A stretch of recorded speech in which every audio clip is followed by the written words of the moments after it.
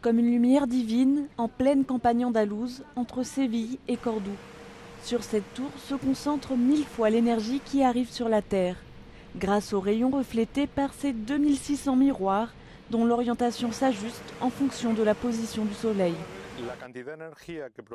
La quantité d'énergie que nous produisons par an est l'équivalent de la consommation moyenne de 30 000 foyers espagnols. Donc, s'il s'agissait d'une zone d'habitation d'environ 90 000 personnes. La chaleur accumulée en haut de la tour est absorbée par un mélange de sel fondu emmagasiné dans cette grande cuve. Ce sel chauffé à plus de 500 degrés conserve l'énergie pendant plusieurs heures. C'est là la grande innovation de cette centrale solaire.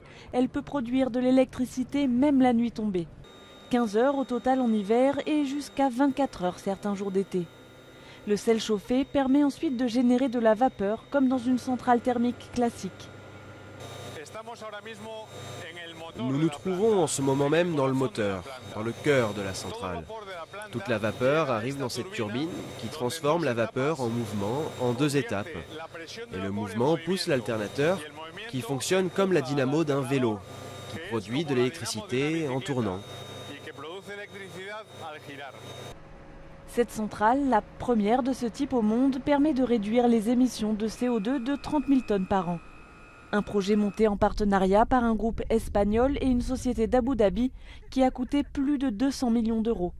Il est encore loin d'être amorti, mais ses promoteurs espèrent bientôt pouvoir l'exporter dans d'autres plaines désertiques.